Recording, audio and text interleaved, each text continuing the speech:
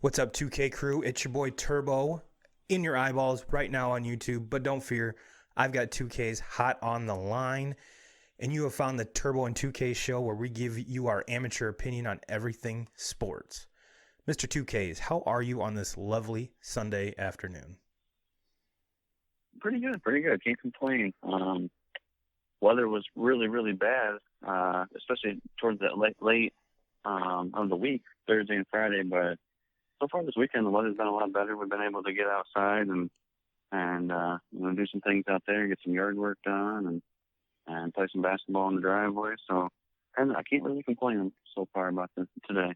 Now, did you get all your gear like Christian does when he plays driveway hoops, or no? No, I didn't get to that level. I was playing against my 7-year-old daughter in the driveway, and I gotta say, I did not put my wristbands and headbands on to play against her. Okay, well, it would be kind of a cool TikTok if you did do that, though. Straight dunking on your 7-year-old. But if it was me, I would have to lower the rim down to like 7. Well, let's be honest, 6 feet. Because I'm pretty sure I can jump over a Marcellus phone book, and that's about it. But yeah, I would make one hell of a TikTok video and just dunk on my kid with zero thoughts about it. I probably would do that if it was just me at the house with her. But since Chell was there, I feel like I can't. She won't let me do any of that. Well, if Chelsea was outside, she would obviously call a charge on you, because that's just the type of player she is. Exactly. When clearly London was moving her feet, so it's obviously a block. I mean, come on, and one, come on.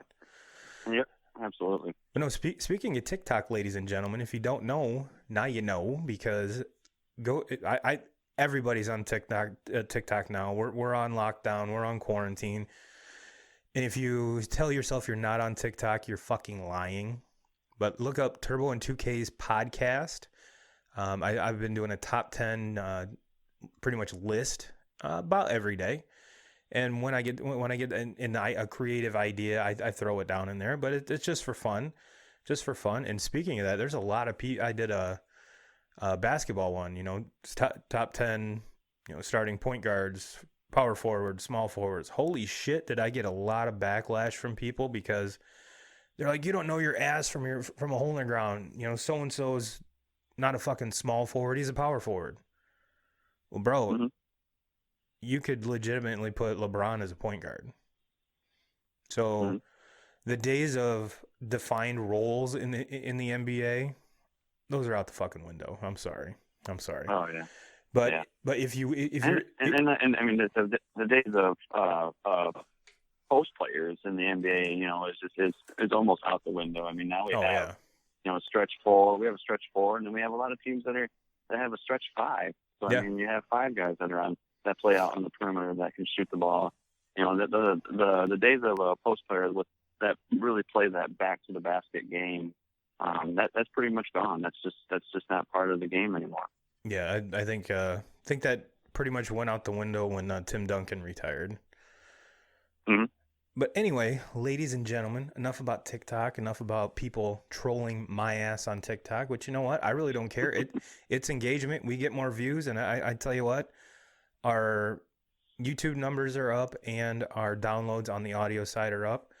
So engagement is engagement. Go ahead and hate. I don't give a shit. They're my opinions. I'm not wrong. They're my opinions. But today, ladies and gentlemen, is not, like I said, is not about pubbing our TikTok, but we do. But we're gonna talk about the Michael Jordan documentary, The Last Dance, if you will, and then we're going to give you, speaking of top 10s. Do you like how I wrapped that all in there? 2Ks, pretty genius. Mm-hmm. Yeah. Well, 2Ks and I are going to give you our top 10 bucket list places, events, stadiums that we want to go to. But before we do that, let's give a shout out to Drop Anchor Tavern in Marcellus. If you live in or around Marcellus, give them folks a call, 269-646-2525. Order yourself up a nice burger, chicken strips. Pretty much everything on the menu is golden. So They help support our podcast, so go help support local business. Big shout out to Chris and Gary Z and all the staff at Drop Anchor Tavern. Again, 269-646-2525. Almost forgot the phone number. Well, ladies and gentlemen, let's start out with quite possibly, now I don't want to take anything away from the WNBA draft, which I did not watch. Pretty much the only WNBA prospect was the girl from Oregon, and I can't even remember her name, which I should because she's pretty fucking legit. But yes, I did not watch the live draft. I watched some of the Sports Center this morning, or Sports Center yesterday and this morning. So I'm assuming everything went off kind of without a hitch, because this is going to be the kind of the tester, if you will, for the NFL draft coming up next week. And did you hear any negative comments, press, anything about the any technological failures, any downfalls from it, 2Ks? I did not. But then again, I'm kind of in the same boat as you. I didn't really pay much attention to it. Yeah, I have a feeling if something big happened, it would have been, right on Sports Center about, oh, well, this happened to the WNBA. Where does this leave the NFL? And then what should they do to change the process and shit like that? So again, that's only an assumption, but so yeah, the pretty much, we're one of the better things, I guess, that's come out of this situation right now is the Michael Jordan documentary got moved up. The release was supposed to be in June, and now it's tonight, because we are recording this on Sunday. You're going to hear it in your ear holes and in your eyeballs later this week, but I'm excited for this for one of two reasons. First of all, I was a huge Michael Jordan fan, and with that being said, and kind of the turn that the podcast has taken since there hasn't been a lot of sports content is I picked up some basketball cards. And I'm not baseball's my thing. I dabbled a little bit in football, dabbled even a littler bit in basketball. But being the Michael Jordan fan that I was growing up, I did manage to save and protect about 6 or 7 Jordan cards. But there was one that I didn't have. And if you guys are into the sports card scene and you want to kind of make sure or get a little bit of guidance from a true professional that does sports card investing. He also invests, his day job is on Wall Street. His night job is investing in sports cards. Now, I'm gonna pause right now because I've been following this guy for about a month or so now. He's a little bit more high end. He's talking about investing into Jordan rookies and Pippen rookies, Dennis Rodman rookies, because anyone that is any part of the landscape of this documentary, their rookie cards, their cards are going to skyrocket. You're going to see Charles Barkley rookies, anyone that played in that era, which traditionally is the junk wax era of even the NBA had junk wax, and it wasn't just baseball. So I happened to pick up this card. It is the 89-90 Fleer Jordan. Get it in focus here. There we are. And this was the Sports Card Investor. I know I didn't mention the name of the YouTube channel, but it's pretty much that's legitimately the channel name. This was number 3 on his list of Jordan cards to buy aside from his rookie card. So I was like, I don't have that one. I picked it up for $10. It's probably going to grade either an 8 or a 9. And if it grades a 9, this $10 card right now, even before the documentary, is selling for $50. So I didn't think that was too bad. And the last one is, I figured while I was dicking around in basketball cards, I didn't want to be the dude left out without a Zion card.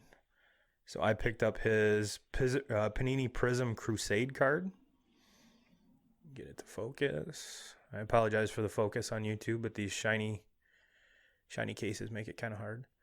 But the reason that I picked this one is he's in his Duke uniform, and it was less than $100. Now, in this grade, if this grade's a Gem Mint 10, it's about 150. I paid 30 for it, which is crazy to me that a Zion card is worth more than a Michael Jordan card. But the landscape with cards that it is what it is. Mm-hmm.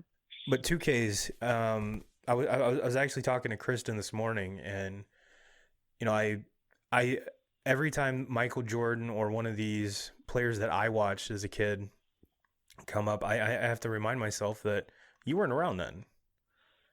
So what are you looking forward to the most about this documentary? Well, number one, just to give me something, of sports to watch, because trying to watch the NBA, the annual horse competition that was being played on TV, which was fucking boring. I tried boring. watching that about 3 or 4 nights ago, and what a fucking joke. Yeah, that was boring as hell. I'm sick and tired of watching replays. A lot of these replays that I've seen on there are games that I've already watched before. So just to give me something new, and like I didn't get to watch a whole. I obviously didn't get to watch a whole lot of Jordan as I was growing up. I was, really young at the time, but and then for a lot of it, I wasn't even alive yet. But I mean, my entire family was, basketball lovers, so I know a lot about all of this, and I've seen lots of NBA classics, and I've been able to watch quite a bit of Jordan play, just in replays and all kinds of stuff. Mm-hmm. But so I guess for me, what I look forward to the most is, this is arguably maybe the best team in NBA history, or the best dynasty that was ever put together, and it revolves around. There's really no arguing the best player in NBA history. Yeah, you are 100% right. And to kind of give everyone a little backstory, this is taking place in the 97-98 season. It was Jordan and Phil Jackson's last year as a Bull, and they were going for their second three-peat. So there's only been I don't think that which I'm I'm not even going to say the stat because I don't know. But as far as, that was my senior year of high school. So I was definitely, growing up was a huge Michael Jordan fan. I wouldn't say I was a Bulls fan per se, just a Michael Jordan fan. But with watching Michael Jordan comes watching the Bulls. And so, yes, I followed them.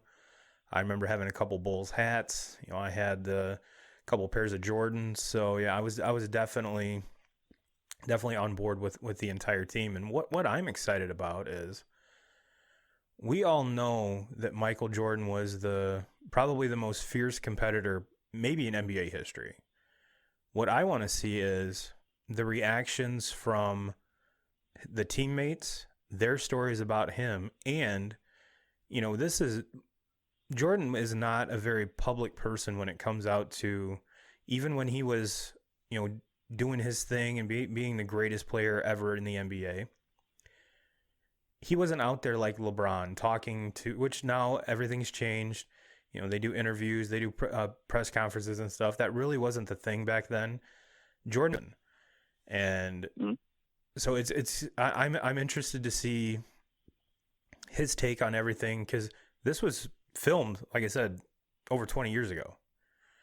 They were planning on doing a documentary, and from what I gather, Michael finally signed off on it and said, "You know what? It's been enough time. Let's do this thing." And there's no sports, so granted, if everything would have stayed the same and this, lockdown and quarantine would have never happened, this comes out in June. It's going to be probably the biggest thing on ESPN all year. And now you move it to where it's the only thing we have to watch. It's going to be. I'm gonna go out and say it. It's gonna get more views than fucking Joe Exotic, which lately that's the only thing that we've really had to watch on TV that's new, is some crazy psycho with guns, a mullet, and fucking tigers. So yes, I am super stoked about this. I cannot wait. And I think merely aside from everything that I just said, the nostalgia. There's for what Michael Jordan did on the court, there's 10 times what he did off the court. That, he was the first big name to sign with Nike. Mhm. And I've said it on the podcast before, that he's the first African American that had white kids saying, I want to be like Mike. So not only on the court, but socially, historically, Michael Jordan was a lightning rod. And now what really would have been fun is if Twitter and everything and Facebook would have been on, back then. I think you would have saw more of Jordan's personal side come out, maybe. But yeah, I don't think there wouldn't be as many. There wouldn't be as many Michael Jordan fans. I mean, if he was coming up in today's era, today as an athlete, you can't, there's nothing that you can say, that doesn't get put out in public. Everything that you say, write, talk about, it's all gonna somehow make its way to the public eye. And back then, I think that's kind of one of the things with this documentary that I look forward to, is for people are going to get a look at Michael Jordan, and when they get done watching all of this, they might not, have as many nice things to say about Jordan, as what they're saying, before seeing any of this. And there's the competitive nature that Jordan has is unlike anybody that we've ever seen before, with the exception of maybe possibly a Kobe Bryant, or somebody at that at that level. But it wasn't just happy-go-lucky Jordan all the time in practice. Like, he held his teammates, his coaching staff, he held everybody accountable, and they were there to win. That was all that mattered. It didn't matter about all showing off your Jordans and how much money you can make on the side. It mattered about what happened in between the lines. Yes. And he wasn't there to make friends. He was there to win championships. That was all the only thing that he played for. And you see guys today, and you kind of see, Kobe Bryant was very similar to that. He was there to win also, and he was there to be the best. But you see somebody like LeBron James in today's game. LeBron is the best player in the NBA right now, but he also is. Every time you turn on the TV, there's something of LeBron. He's on whether it's ESPN, whatever channel, he's there. So that's where today is different. It's the way that the media is involved in things is so much different now than what playing in the 80s and early 90s. Yeah, I couldn't agree more. And what's really even cooler is that if you want the adult version of this documentary, it's on ESPN. If you're watching it with your kids and you don't want to hear, I guarantee there's some F-bombs and swearing, they're going to drop it on ESPN2 for you, so you kind of have the edited version. So pretty much everyone's going to be able to watch this however they want to watch it. It kicks off at 9 o'clock tonight, followed by, like I said, the aforementioned ESPN, ESPN2. PS not sponsored, but would love to be sponsored. And followed by episode 2. So we're getting 2 episodes, I think, for 5 days, if I'm not mistaken. So like I said, I can't wait. I'm stoked. They're actually playing the advertisement for it right now. And yeah, I'm the behind the scenes part, I think, is what intrigues me the most. And yeah, there's so many Michael Jordan quote unquote myths. Did this happen? Did you say this? That I hope that they kind of put some of them in, or bring them up, and either squash them, tell them it's true. But 2K crew, I guarantee next week when we meet again, you'll see our reactions, our favorite parts. So didn't want to dive too deep into it today because, like I said, we're just speculating and just want to give our opinions on everything. But next week you're going to get our reaction to it, and hope it's one of those things where I hope to God it lives up to the hype and isn't just stupid. Yeah. And like some of the questions that I have, I would like to post some things on our Facebook page, but as far as did these Bulls teams, did they benefit from playing kind of a watered down NBA league? I mean, was their competition as good as some of these teams that we've seen here in more recent was their competition as good as that? I don't believe so. I think if this Bulls team was to run into, the three-peat Lakers with Kobe and Shaq, I'm not saying that the Lakers beat them every time that they meet up, but I don't think that you're looking at a perfect record in the championship for Michael Jordan. I think that he would have slipped up a time or two against that team. And then, you have the argument of, is this Bulls team as good as the 73 wins, or how many wins was it that the Warriors had there a few years back? Because the Warriors actually beat the Bulls record that season. Yep. So I don't know.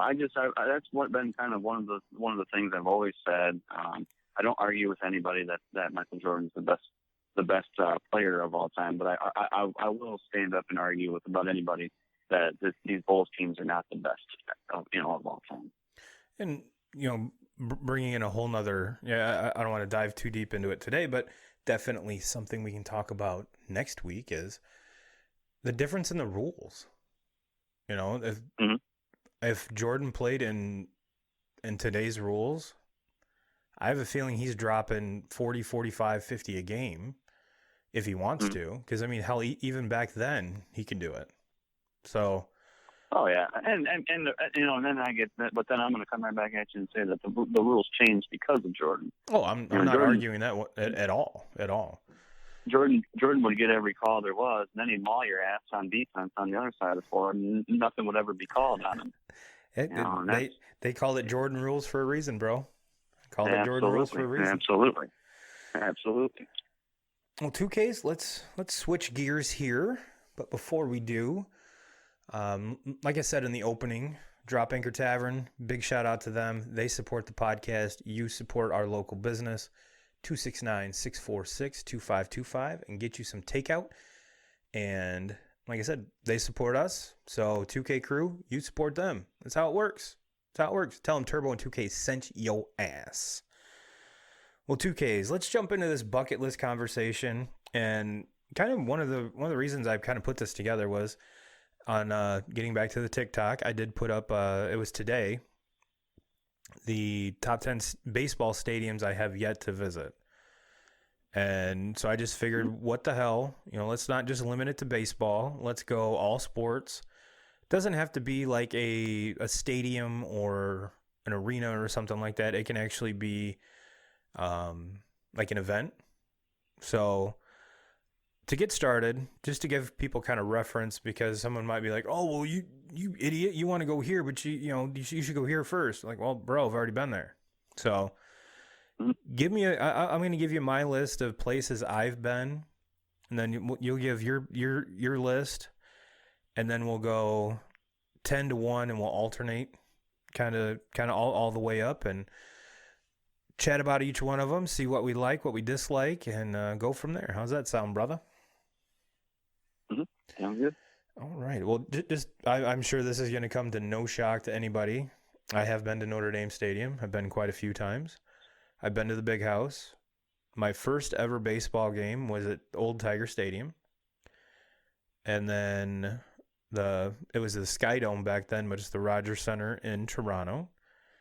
Been to Miller Park, which obviously that's in Milwaukee. PNC Park in Pittsburgh. Progressive Field in Cleveland. I was at Joe Louis, actually the last season of Joe Louis. I have yet to be to Little Caesars Arena, but I'm sure I'll make it there. And of course, I've been to Comerica, Wrigley, and I think that rounds it out. I don't think there's been anything else that I've been to. What about you, brother? I never got the chance to go to Old Tiger Stadium. So the first time I went to a Tigers game, it was Comerica Park.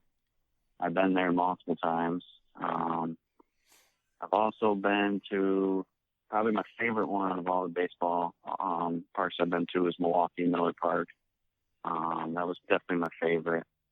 Also, the same weekend that I went to Miller Park, I went to Minnesota and went to the Metrodome. That was pretty cool also, just because it was so hot outside. And we were able to slide into 70-degree air-conditioned dome. So that was pretty cool at that time. And then I've also been to Wrigley Field. I've been to the shithole there on the south side of Chicago. Watched the White Sox. Which has probably changed names four times since you've been there. Yeah, I just consistently call it the shithole because that's pretty much what it is. I've been to. I know you've been to the Big House. Yeah, absolutely. Been to the Big House. I've been to Notre Dame football stadium. I've watched a hockey game at Notre Dame. I've watched a basketball game at Notre Dame. I've watched a basketball game at Michigan also, but I've probably been to more, just as many, if not more, sporting events at Notre Dame than what I have in Ann Arbor. Probably just because the drive to South Bend is so much closer. Oh yeah. And then I've been to the only NFL stadium was Ford Field. I had a chance to go there. I have yet to go. I have yet to be at an NFL stadium. Yeah, and I've been to. So I haven't been to the to Little Caesars Arena yet in Detroit. I want to. I haven't really decided what I would rather watch because I mean they suck at everything right now. Right. I don't know if I want to go there to watch hockey or basketball. Probably more than likely hockey. I did get the chance to go watch the Pistons play at the Garden though, and then I also I was able to watch the Red Wings at Joe Louis Arena. Mm-hmm. Now, see, with Little Caesars, my idea is I want to find a team that I like, and then go watch them play the Pistons or the Red Wings. Yeah, absolutely. So. Yep, that's pretty much like. Yeah, and I don't know enough about hockey. Like, I don't even know if there is a team in hockey that I actually like. But I guess if I could get like the time to go watch the Pistons when they're playing against, not necessarily. I really don't like anybody in the NBA either. But I feel like maybe they were playing against the Lakers and LeBron was there, or if they were playing against the Mavericks and Luka was in town. I was just gonna say, then I think I would be all about it. You, regardless of your basketball hood, I guarantee you would go watch Luka play. Since he's absolutely. Man crush. Hello, absolutely. What? I'd make the trip to Dallas to watch Luka play. Well, all right. Let's get into our bucket list. Well, Mr. 2Ks, what is number 10 on your list? Number 10 on the list, I'm going to have to go with, probably, and for some reason I'm having a brain fart. I can't remember the name of the park, but I've been told by multiple different people that I need to, especially because I'm a huge baseball fan, but multiple different people have told me I need to go to Baltimore. Camden Yards. Yep. Camden Yards, yes. Yep. So it just came to me. But that's that's always been one. I don't really know a whole lot about it. Never really been a huge Baltimore fan, but a lot of baseball fans that I know have said that have been there have said that that's one of the best ballparks that they've ever been to. So that one makes my list. Well, it sure as hell wouldn't be to watch the quality of baseball in Baltimore right now, unfortunately. But no, but I mean, I'm not getting anything better in Detroit either. So. Right. Well, I mean, to me, and I've got Camden on my list too, so I'll give you my breakdown on that when we get to it.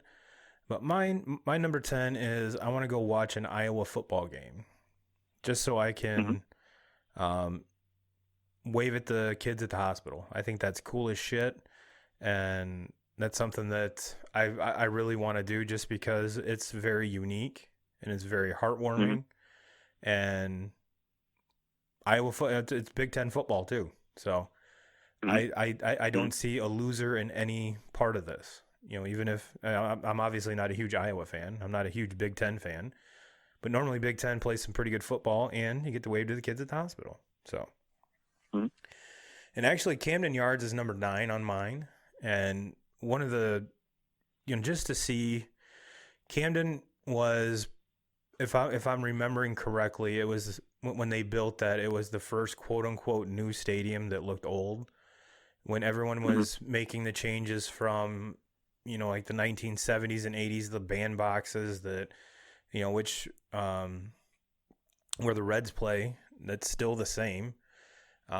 Very short fences, pretty much they're all shaped the same, cookie cutter, stamped, and Camden Yards was one of those ones that kind of broke the rules, and just to see the the building behind it to where they put the, Cal Ripken's countdown to the, continuous game streak, and just all of the history and stuff that's been there. Like I said, most of it's Cal Ripken Jr. related, but to me, that's what makes the list. And yeah, for something iconic like that to happen at that stadium, count me in.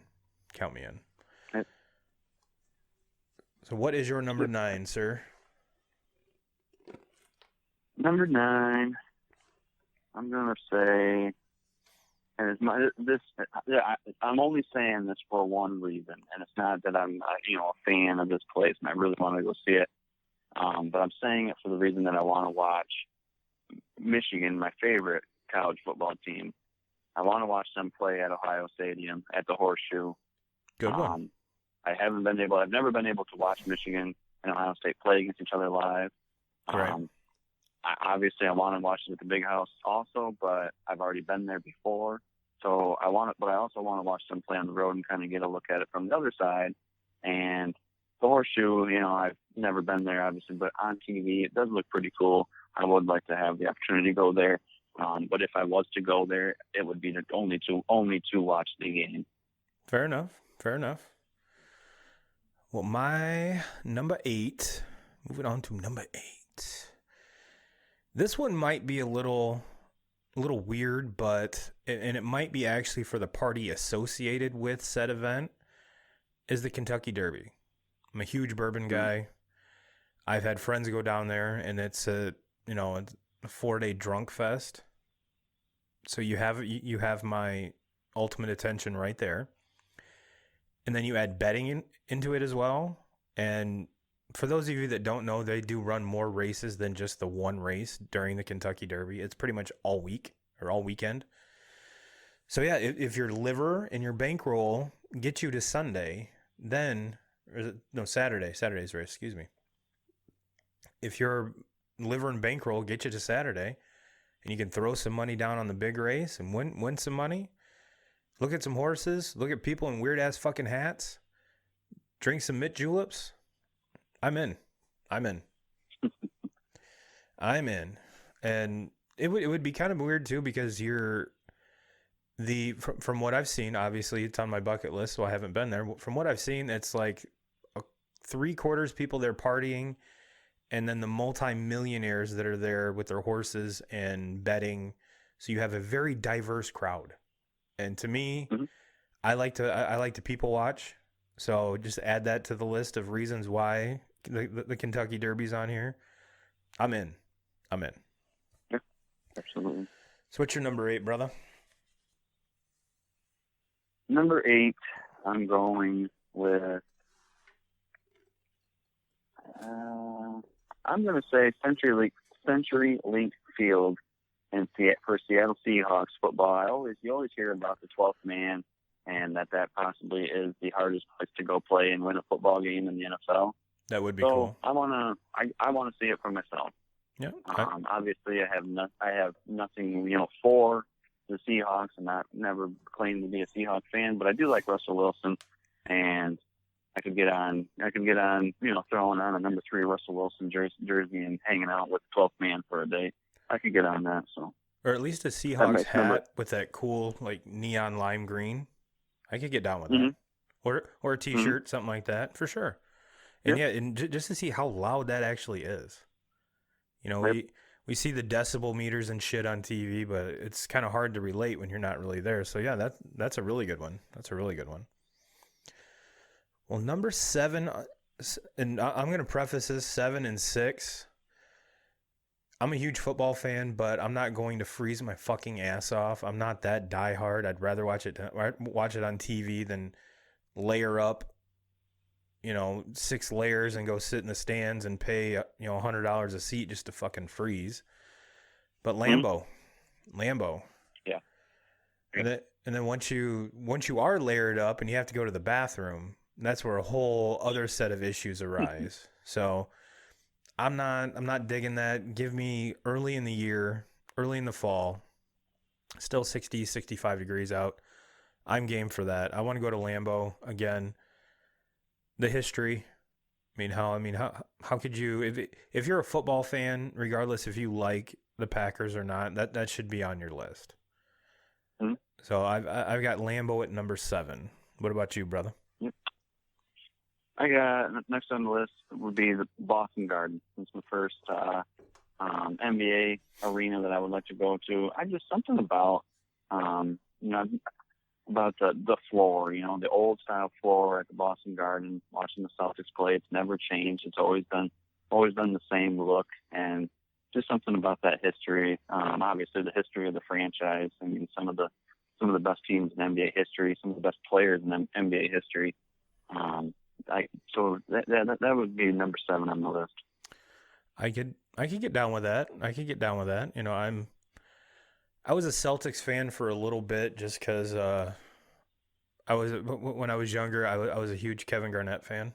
So It was nice to see him get away from the Timberwolves, where he wasn't going to win anything, to Boston, where he ultimately ended up winning a title.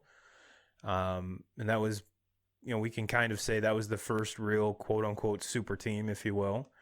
The triplets or whatever you want to call it. And I was a fan. I was a fan of the Celtics there for a little bit. But you're right. The history's there.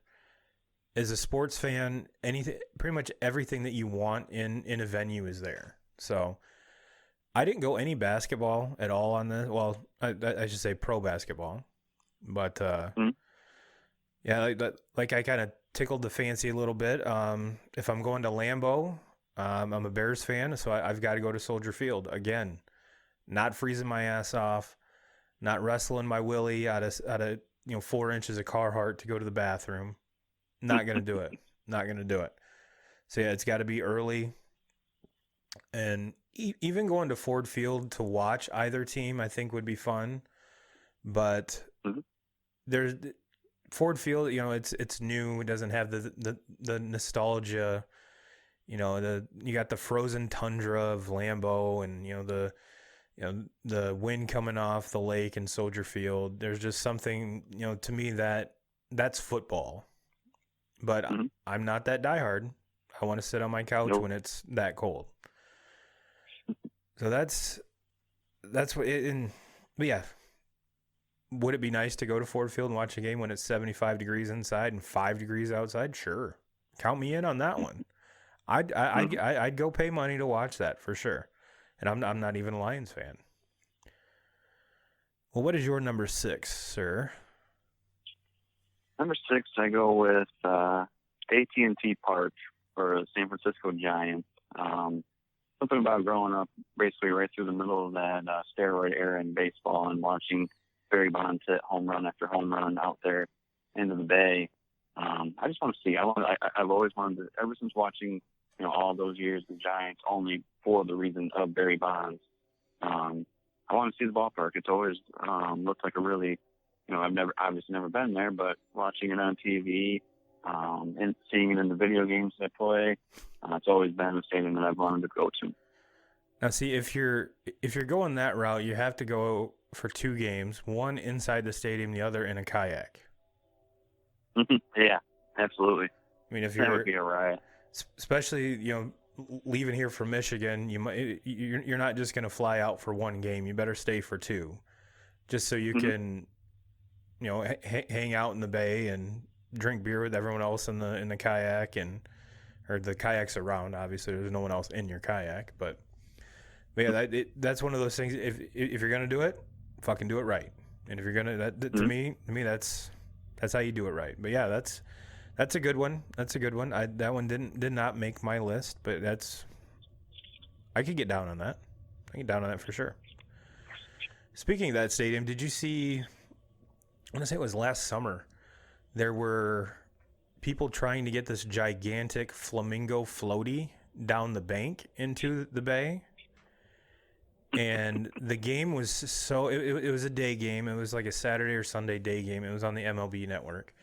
And they were trying to get this big ass. I mean, when I say big ass, I mean, they had like 8 people that were fitting in this damn thing. And of course they blew it up on the street, and we're trying to get it down the bank, and it's all rocky and shit. And the game was so boring or one of the teams were blowing. I can't remember the exact situation, but there wasn't a whole lot going on that was super interesting to the San Francisco announcers. So they moved everything outside, and we're watching these fuckheads try to get this damn raft down. Then they got the raft down, so now you got to bring everybody down, and then you got to bring the obviously the beverages down. So this took probably 4 innings for these people to get everything situated and get this floaty well on its way. But if you were on said floaty, it made it. You made your journey, or at least started your journey. So I guess it was worth it, and you got on TV. So there you go. Yeah, that would be quite a story. Yeah, what did you do this weekend? Well, got hammered as fuck watching a baseball game. They kicked us out, so we went and bought this big ass floaty. Inflated it somehow because it had to take a lot of people or one hell of an air compressor to get this thing blew up. We had a cooler. It was a bunch of us, and we took forever to get the fucking thing down.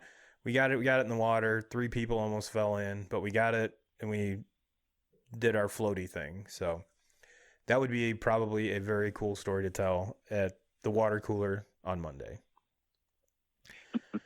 Well, my number 5 is I want to go see the Masters. To me, yeah, I got that on my list.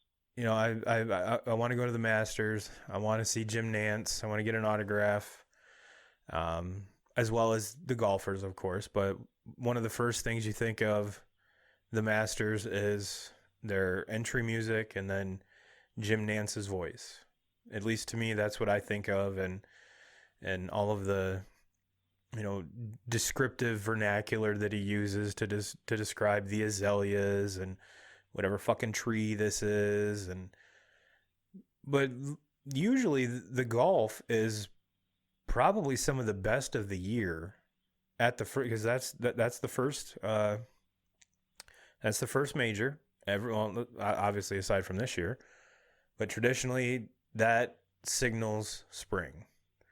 When the Masters is on, our golf is right around the corner, and baseball is right around the corner, and that to me, that's when the year gets kicked off. So something I always look forward to, and so yeah, if you're a sports fan, and regardless if you like golf or not, that's just something that's iconic that I would think that every sports fan would need to go do at least once.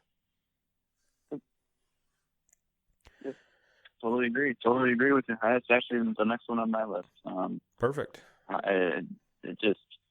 I've seen so many pictures and videos of that golf course of Augusta, and it's just like, man, that is like the most beautiful golf course I've ever seen. I just want to be able to see it in person.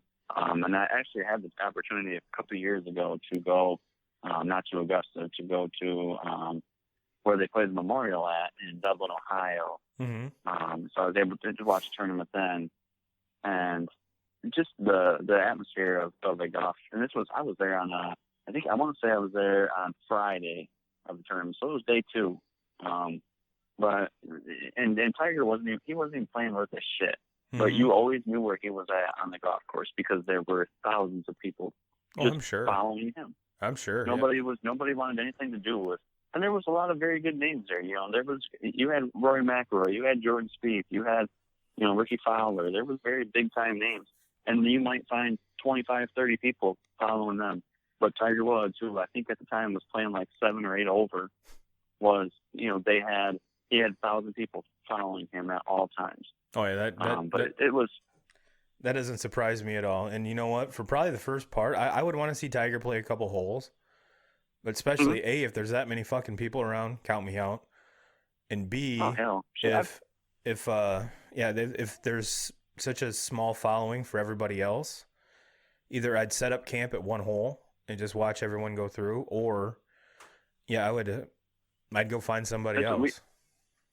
We sat down by the green on one of the par 3s. I want to say it was 12, hole 12 there, and we basically were playing. We met a bunch of people. We got to sitting down there and drinking with them, and we were gambling like $5 because they were, at the time it was Friday, so they were playing in groups of 3 right that day. So we would get like you'd find 2 other guys to bet with you, and you throw $5 down, and you pick whatever golfer you thought was going to be closest to the pin. Yeah. And if your guy was closest to the pin on it, you won the $15, and then when we just kept on playing around. I mean, we played there, we sat there for hours and watched all these different groups go there. So and that was probably absolutely. That was Let's say you got hammered, either padded your wallet or lost everything, and probably got a nice ass sunburn out of everything. Yeah. The only thing that was complicated about it, you're at a professional golf match, and you can't treat it like Pineview, and go find the first tree, and just drop your drawers and take a piss there. You got to actually you got to stand in line and wait your turn to pee, because you can't just turn around and piss on a tree. You know what? I never thought of that. And then unless you're Happy Gilmore style and there's people fucking in the woods because he's there, I'm sure that's frowned upon as well. Well, all right, 2Ks, we locked eyes with the Masters. I think we can both agree. So, what is your number 4? We're getting into the creme de la creme here. Probably our dream scenario is probably from here on out. Yep, number 4. I have another one that you had earlier also, and that's Lambeau Field. Don't have anything for the Packers. Never been a Packers fan at all, but I've always wanted to see that stadium. I would just to get the chance to go there, I would sit through a snowstorm or below freezing temperatures, just to have the opportunity to go there. The only way I would do that with either Soldier Field or Lambeau if it's the last year of that stadium. Mm. But if I had my way, I would want to do it early in the season, kind of because you really never know, especially with those two, because they're right close to the lake, what kind of fucking weather you're going to get. But no, I would go early in the year, and that's the only time I would go. And that's why they're so low on my list. Don't get me wrong. I want to go, but all the other ones, I mean, I'm picky on when I want to go. That's why they're lower. But my number 4, and I want to go to Cameron Indoor. I want to watch a Duke basketball game, even though I can't stand Duke. But you have to appreciate what Coach K has done, the atmosphere, the Cameron crazies, the product he puts on the court year in and year out. Mm-hmm. I mean, like I said, I hate Duke, but I can respect and I like what Coach K does. So in that, you never know how many years Coach K has left. And when he leaves, is the atmosphere going to be the same? Who's going to take over? What kind of traditions and stuff are they going to establish or bring in? So I want to get there. I want to take a selfie with Coach K and get my Cameron crazy on, because to me that's got to be one of the most electric college hoops places in the country. Mm-hmm. And like I said, that's the only basketball related thing on my list. But what is your next one, sir?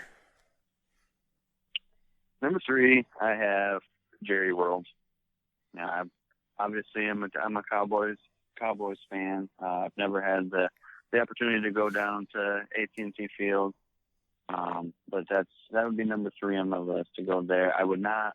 I definitely would go there to watch a college football bowl game, or maybe like a opener of the season. Sometimes that's where they'll play. Like I can remember Michigan and Alabama played there a few years back. And, yep.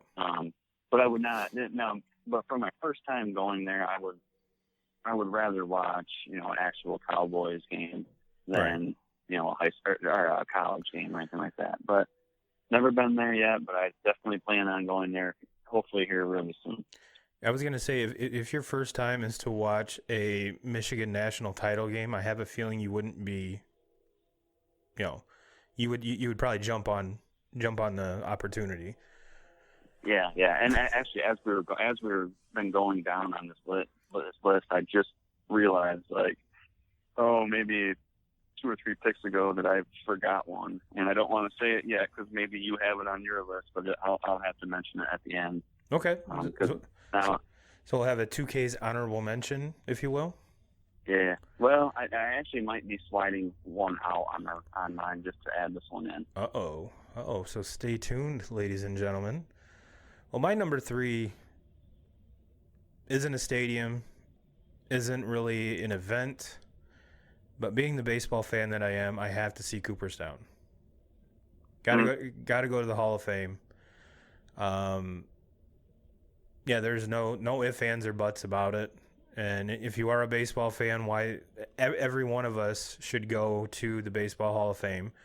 Granted, as if you've been a listener for any amount of time, you know that 2K's really is not a fan of the selection process, if you will.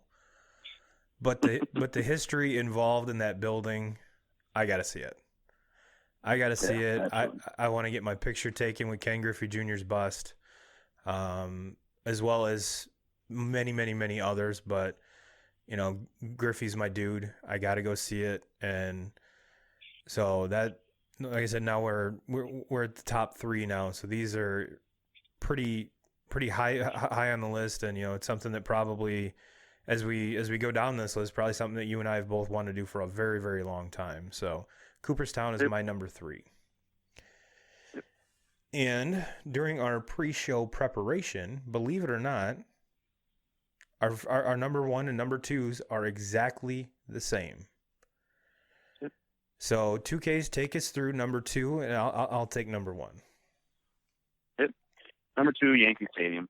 Obviously, I would have loved to have been able to go to the old Yankee Stadium, but no longer the opportunity to do that. But right. Just the history of the Yankees. I mean, they're the most storied franchise in all of baseball, and be able to go out in center field and go through that, you know, the museum that they have there, right behind the wall.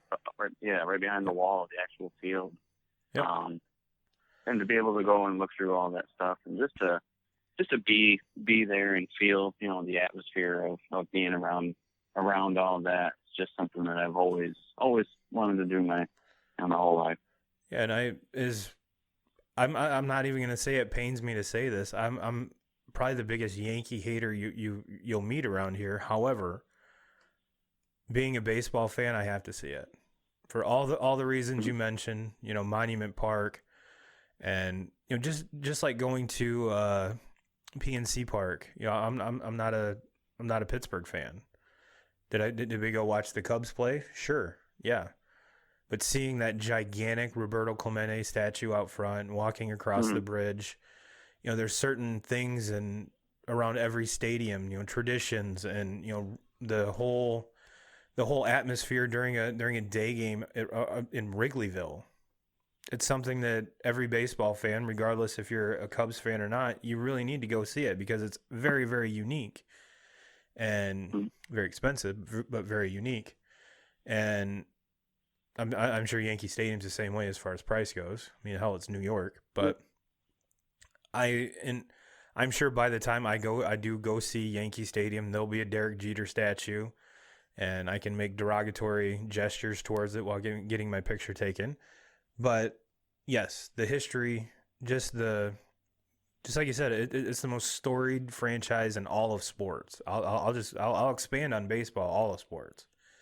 Yes, it would have been awesome to go see old Yankee Stadium in the Bronx, but just judging by the pictures that I've seen, they've carried over a lot of the same architecture and a lot of the same stuff. So yes, it would have been cool, but they've given baseball fans a very good kind of update. And you know, I'm a Judge fan. I like Aaron Judge. You know, I some of these new kids that they've been bringing up, I'm a fan of, because they're great baseball players. Am I a Yankee fan? No. But it would be kind of cool to sit in Aaron Judge's section. I'm not wearing the fucking wig, but it would be kind of cool to sit up there. And number 1, I'm pretty sure if you've followed us for any amount of time, you didn't hear Fenway Park on mine or 2K's list of places we've been. And when I'm going Fenway, obviously, huge Red Sox fan, I'm sitting on the Green Monster and probably getting annihilated drunk and having probably the time of my life. Yes. And it's granted, if someone's like, hey, Turbo, I got 2 tickets on third base side, Red Sox, Orioles, sure, I'll take them for sure. But if it's something I'm paying for and planning, and it might, hell, it might be the only chance I get to go, I'm going big or going home, and that's where I want to go. Totally agree. And I was actually kind of shocked that you were going Fenway with me. I figured, I wasn't really sure where you would go with it. I'm sure you knew exactly where I was going with mine. But yeah. Absolutely.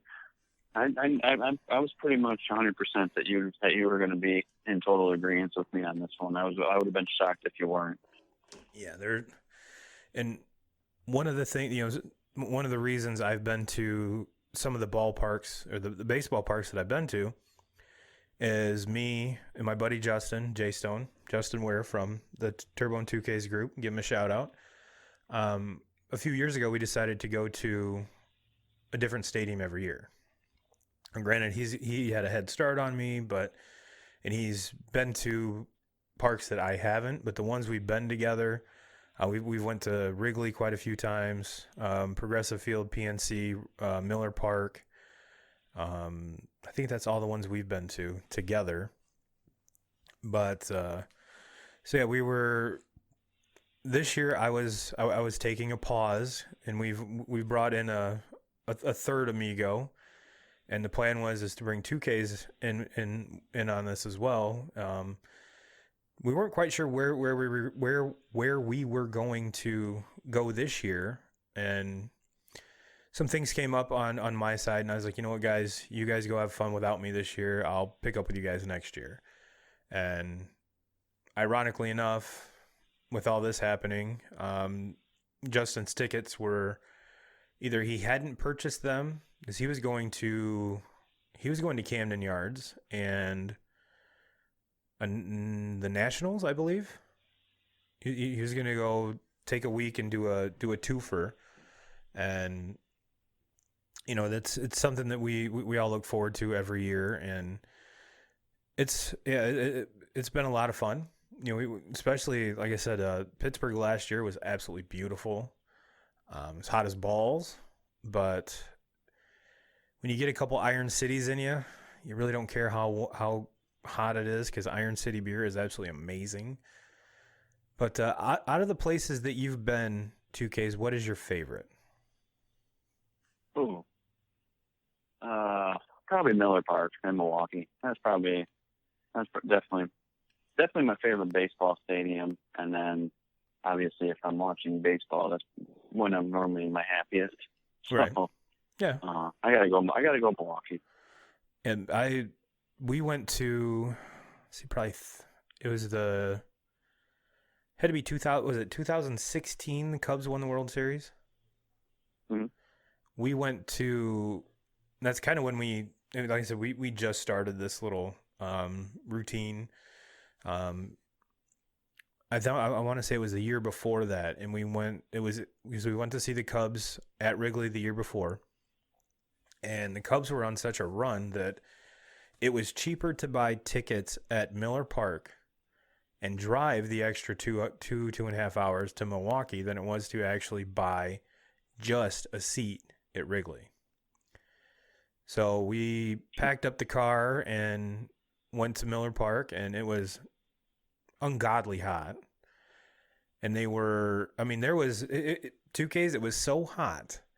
Every level had a little medical cart that went around. So if you got too hot, they would put you on the cart and take you somewhere where it was air conditioned.